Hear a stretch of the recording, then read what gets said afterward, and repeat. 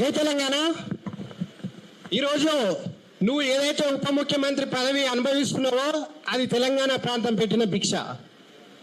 తెలంగాణ వాదం లేకపోతే, తెలంగాణ ప్రాంత వాదం లేకపోతే నీకు ఇవాళ 10 జన్మలు ఎత్తినా కానీ ఉప ముఖ్యమంత్రి పదవి నీకు వచ్చేది కాదు. అది తెలుసుకోవాలి. ఉగ్రవాదం అంటే అర్థం నీకు తెలుసా? అసలు నువ్వు చదువుకుంటే కదా భయ్ నీకు ఉగ్రవాదం అంటే అర్థం తెలిసేది.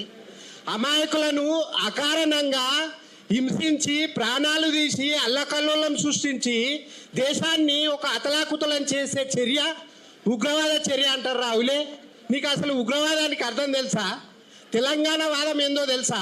అసలు తెలంగాణ నువ్వు కాదు, మీ అయ్య కాదు, మీ ముత్తాతలు కాదు, మీ ముత్తాతల మూలాలు భూమి మీద పడనప్పుడే తెలంగాణ ప్రాంత వాదం పుట్టిందిరా. తెలుసా నీకు? ఆ సోయి ఉందా ఏమన్నా? తెలంగాణ అంటే ఒక హిస్టరీ, ఒక చరిత్ర. తెలంగాణ అంటే ఒక అమ్మ. ఆంధ్ర ప్రజలను, ఆంధ్ర నాయకులను హక్కున చేర్చుకున్న అమ్మ తెలంగాణ వాదం. తొలి దశల్లో కానీ మలి దశల్లో కానీ ఆంధ్ర ప్రాంత ప్రజలను కానీ ఆంధ్ర ప్రాంత నాయకులను కానీ ఒక్కరిని కూడా చంపిన చరిత్ర లేదురా మా తెలంగాణ ప్రజలకు. మా సంస్కృతి గొప్పదిరా. మేము బతుకుతాము, ఇతరులను కూడా బతుకమని చెప్తాను తప్ప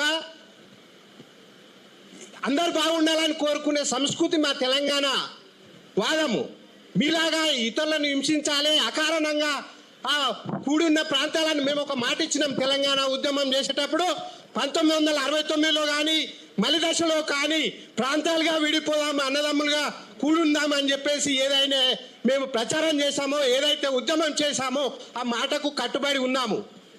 మీరు ఇప్పుడు కూడున్న ప్రాంతాల మధ్యలో కుక్కలు దింపిన ఇస్తరాక లెక్క మీరు చిచ్చు పెట్టి విద్వేషాలు రెచ్చగొట్టడానికి వస్తున్నావు. పిచ్చి కుక్క లెక్క వస్తున్నావు నువ్వు ఇది గ్రహించాల్సిన అవసరం ఉన్నది. నువ్వు అనుకుంటున్నావు ఇత్తేసి పొత్తు కూడతా తెలంగాణలో ఏమో చేస్తా అనుకుంటున్నావు.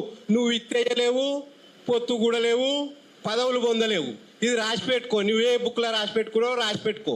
నువ్వు అంటావు గద్దరన్నకు గాడి ఇచ్చినా, కొండగట్టులో ఇది ఇచ్చినా, నువ్వు ఏది ఇచ్చినా ఏం చేయలేవు, తెలంగాణలో మాత్రం ఏం చేయలేవు. ఇది మాత్రం గుర్తుపెట్టుకోవాల్సిందిగా తెలియజేస్తున్నా. ఈ అవకాశం ఇచ్చినందుకు అన్నకు ధన్యవాదాలు చెప్తున్నా. జై తెలంగాణ, జై తెలంగాణ. Thank you.